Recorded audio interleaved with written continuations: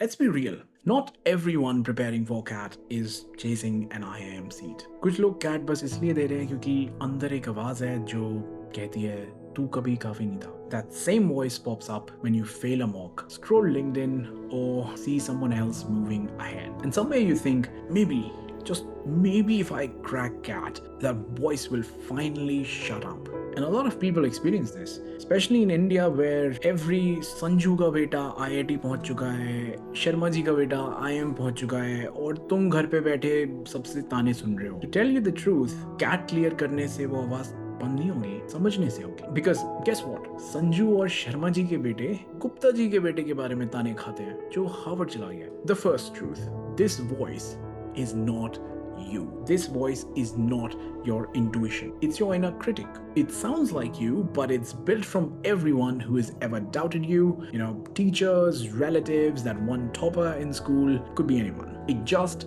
learned their tone and never stopped repeating it. So when you score 80 percentile, it says, "Dekha, average hai tu." If you do 95, it'll say something like, "FMS or old IIMs देखो कहीं से call नहीं आई." And you believe it because it's familiar. It's not happening for the first time. But असली बात ये है कि वो आवाज तुम्हारे पुराने वर्जन से बात कर रही है. You have changed. You have grown. It just hasn't updated its script yet.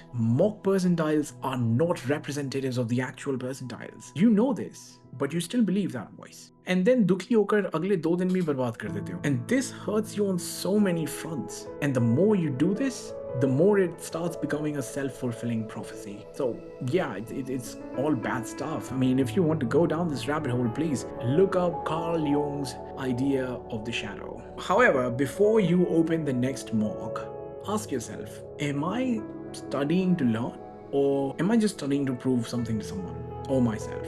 Because if your reason is to prove, no percentile is ever going to feel enough. The first step is to actually label this negative voice in your head. Okay, just give it a name, the doubter or Mr. Negative, whatever.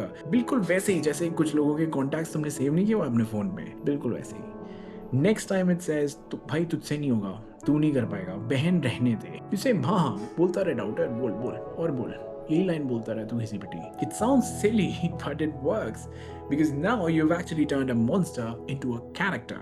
And आवाज को नाम दे दो तो उसके बाद उसको ना ignore करना थोड़ा आसान हो जाता है. Because that voice thrives on drama, not logic, not data. So you fight it by giving it evidence. So start an evidence log. One small note whenever you make a small improvement, no matter how small that is. For example, completed 3 mocks a week. Evidence. Understood one DILR set that used to confound me. Evidence. Didn't quit halfway through a tough RC. Outside the exam, by the way. Inside, it's a whole different story.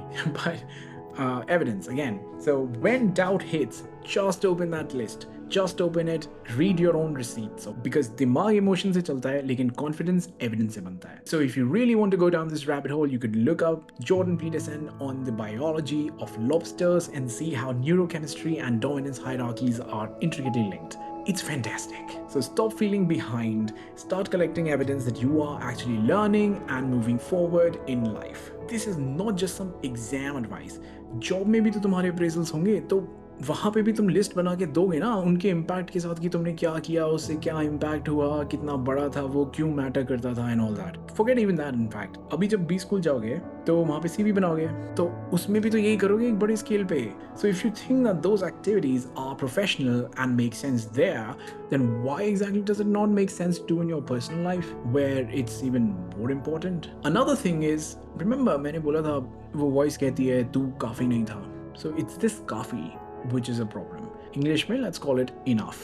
Okay, so let's be honest, this enough does not exist. 95 percentile भी कम लगता है, 99 भी कम लगता है और किसी को तो 99.9 भी कम लगता है. So stop chasing a moving target. Besides, this is not something that you can even control or ever will. I mean, let's say for instance, instead of 99th percentile, you ended up getting 98th. Will you drop another year for something that you may not even have thought of? Let's say at 98 you were getting a different old IIM, but you were rooting for something else. What exactly will you do?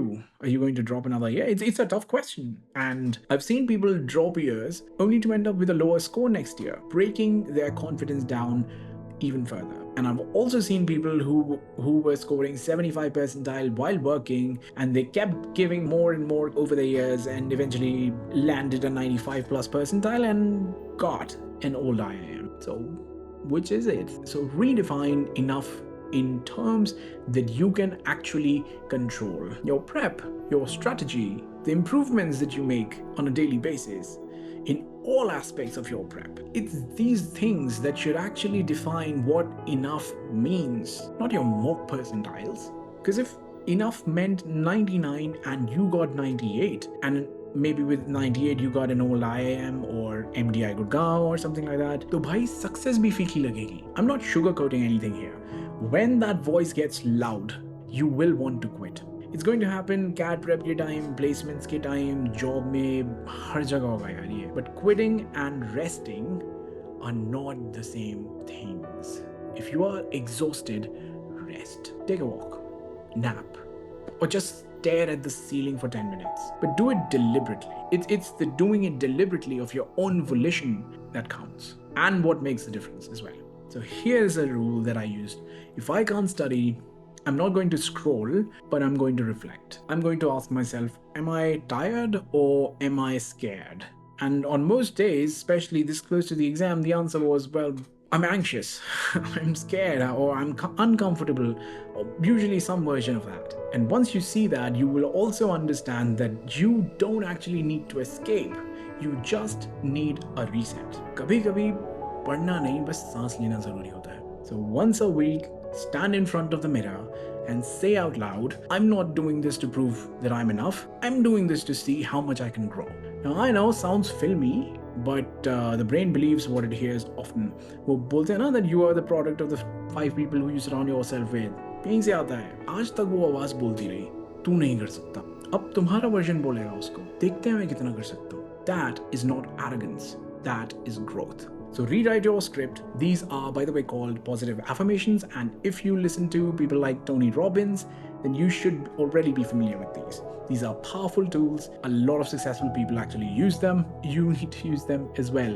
When you are chasing validation, prep actually feels like a punishment, like a walking on coals or something, but not like monks, but like someone who's being forced to. But notice how the whole damn situation changes once your perspective changes. So once you start chasing curiosity, the perspective now becomes, let's see how sharp I can get. Let's see how far I can go. That is when it starts becoming a game. Change your why. Instead of the why being, okay, I need to prove to the world that I belong at an old IIM, make your why something like, I want to see what happens when I do this the best way. I want to see what happens when I really strategize about this and put mind over matter and just, go after it, give it my all. I want to see where I am. I'm not saying that you start deluding yourself. Okay, of course you want to go somewhere worthwhile. Pretty much every single person who gives CAT has a destination in mind. I'm not asking you to take it out and throw it somewhere in the dustbin and just start doing all this. No, I just want you to change your why. Because this journey needs flexibility and adaptability, but this switch in mindset, in perspective, changes everything. Pressure turns into purpose, fear turns into focus. So in fact, this is rooted in biology. Science actually shows that even perceiving stress differently lowers cortisol. So what I mean is that before an exam, your heart rate spikes, your cheeks are red, your ears start going red, your heart actually starts beating faster and you can feel it thump, and you start feeling stressed. And you start thinking, oh shit, why is this happening to me? Why am I sweating and all that? Well, you could either see it like that, or you could actually see it as your body preparing for an intense session that is to come, so you can actually perform. The moment you switch your perspective, the moment you start seeing stress differently, the stress hormone automatically goes down. And this is scientifically backed. Look it up. Now that is truly mind over matter stuff.